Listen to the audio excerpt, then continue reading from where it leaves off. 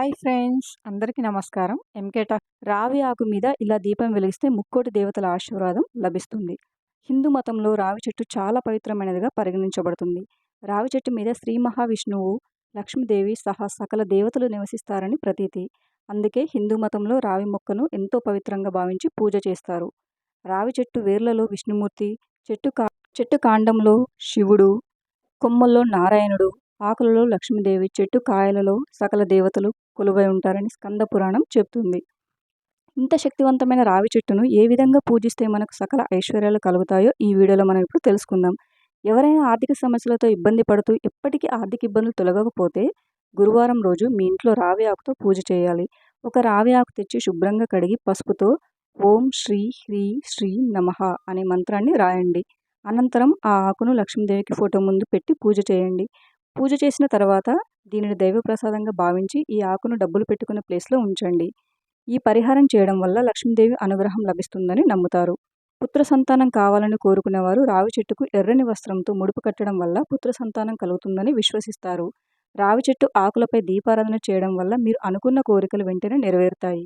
ఒక రావి ఆకును తీసుకొని దాన్ని శుభ్రంగా కడిగి మీ పూజ గదిలో దేవుని ఫోటో ముందు ఈ ఆకు పెట్టి దాని మీద దీపం కుంది పెట్టి నువ్వుల నూనెతో దీపారాధన చేసి దేవునికి మీ కోరిక చెప్పి నమస్కారం చేయండి. దీపం వెలిగించేటప్పుడు రావి చెట్టు ఆకు కాడ దేవుని పటాల వైపు ఉండే విధంగా, ఆకు చివరి భాగం మన వైపు ఉండే విధంగా దీపాన్ని వెలిగించాలి. ఇలా చేయడం వల్ల మీరు అనుకున్న కోరికలు నెరవేరుతాయి. అలాగే కాలసర్ప దోషాలు, నాగదోషాలు తొలగిపోయి సుఖ సంతోషాలతో అష్టైశ్వర్యాలు కలుగుతాయి. ఏదైనా శుభ సమయంలో మీ పర్సులో ఒక రావి ఆకు పెట్టుకోండి. ఇలా చేయడం ద్వారా మీ జీవితంలో ఎలాంటి ఆర్థిక సంక్షోభాన్ని ఎదుర్కోవాల్సిన అవసరం ఉండదు. ఎందుకంటే రావి ఆకులు లక్ష్మీదేవి నివసిస్తుందంటారు. హనుమంతుడికి రావి చెట్టు ఆకులంటే చాలా ఇష్టమని శాస్త్రం చెప్తుంది. ఒక 11 రావి ఆకులు తీసుకొని వాటిని మంచి నీటితో శుభ్రం చేసుకోవాలి. వాటి మీద జై శ్రీరామ్ అని గంధంతో రాయాలి. ఆ ఆకుల్ని మీకు దగ్గరలో ఉన్న ఆంజనేయ స్వామి ఆలయంలో దేవుడి ముందు పెట్టాలి. ఈ పరిహారాన్ని పాటించడం వల్ల ఆర్థిక సమస్యలు వారం రోజుల్లోనే తొలగిపోతాయని నమ్ముతారు. ఇంట్లో ఎవరికైనా ఆరోగ్యం బాగోలేకపోతే రావి చెట్టుకు 108 సార్లు ప్రదక్షిణలు చేయాలి. ప్రదక్షిణలు చేసేటప్పుడు ఓం నమః శివాయ అనే మంత్రాన్ని జపించాలి. ఇలా చేయడం వల్ల మీ కుటుంబ సభ్యుల ఆరోగ్యం మెరుగుపడుతుంది. హిందూ విశ్వాసాల ప్రకారం రావి చెట్టు ఆరాధనకు కొన్ని రోజులు మంగళకరమైనవి. ఆదివారం నాడు రావి చెట్టును పూజించడం దోషంగా పరిగణించబడుతుంది. ఎందుకంటే హిందూ విశ్వాసం ప్రకారం లక్ష్మీదేవి అక్క దరిద్ర దేవత జ్యేష్ఠదేవి ఆదివారం నాడు రావి చెట్టులో నివసిస్తుంది. కనుక ఆదివారం రోజున రావి చెట్టును పూజించిన మనిషి జీవితం దుర్భదారిద్ర్యంలో చిక్కుకుంటారు. ఎల్లప్పుడూ వారు ఆర్థిక ఇబ్బందులతో సతమతమవుతూ ఉంటారు. కాబట్టి ఆదివారం నాడు రావి చెట్టును తాకడం, పూజించడం మంచిది కాదని చెప్తున్నారు. వేప చెట్టు లక్ష్మీ స్వరూపం. రావి చెట్టు విష్ణు స్వరూపంగా భావించి పూజలు చేయడం అనాదిగా వస్తున్న ఆచారం. జ్యోతిష శాస్త్రం ప్రకారం ఈ వృక్షాలను పూజించడం వలన దాంపత్య దోషాలు తొలగిపోతాయి. భార్యాభర్తల కాపురం అన్యోన్యంగా సాగుతుందని పండితులు అంటున్నారు. ఈ చెట్టులోని అణువణువు నారాయణ స్వరూపమే అని శాస్త్రాలు కూడా చెప్తున్నాయి. రోజు రావి చెట్టు నీడన నిలబడితే శనిదోషం తొలగిపోతుంది. పూర్వజన్మ కర్మలను ఈ రావి చెట్టు తొలగించగలదు అనడంలో ఎలాంటి ఆశ్చర్యం లేదు. శాపాలు, దోషాలు, పూర్వజన్మ కర్మలు తొలగాలి అంటే మాత్రం రావి చెట్టును పూజించవలసిందే. మీరు పుట్టిన వారంను బట్టి రావి ఆకు మీద దీపం వెలిగిస్తే మీ జీవితంలో ఉండే కష్టాలు తొలగిపోయి సుఖ సంతోషాలతో ధనలాభాలతో జీవిస్తారని జ్యోతిష పండితులు అంటున్నారు. సోమవారం పుట్టినవారు 3 రావి ఆకుల మీద నువ్వుల నూనెతో దీపం వెలిగిస్తే మంచిది. మంగళవారం పుట్టినవారు 2 ఆకుల మీద దీపం వెలిగించాలి.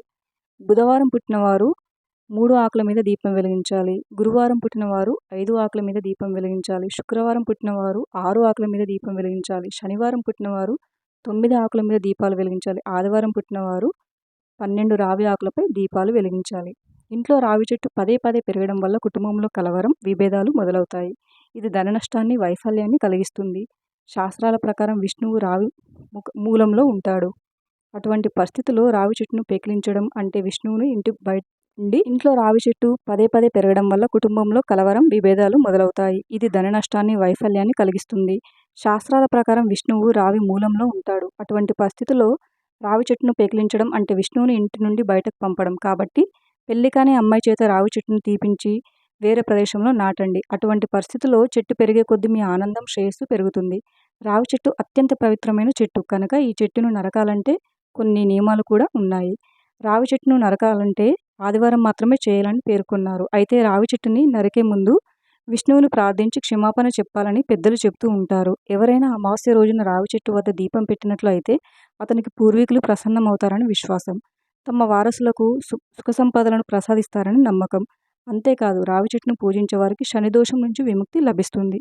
మతపరంగా ఎంతో ప్రాముఖ్యత కలిగి ఉన్న రావి చెట్టు శాస్త్రీయపరంగా ఎంతో ప్రాముఖ్యత కూడా కలిగి ఉంది.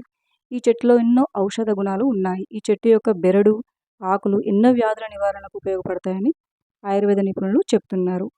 Thank you for watching friends. మా వీడియో కనుక మీకు నచ్చినట్లయితే వీడియోని లైక్ చేసి మరిన్ని వీడియోస్ కోసం మా ఛానల్ని సబ్స్క్రైబ్ చేసుకోండి.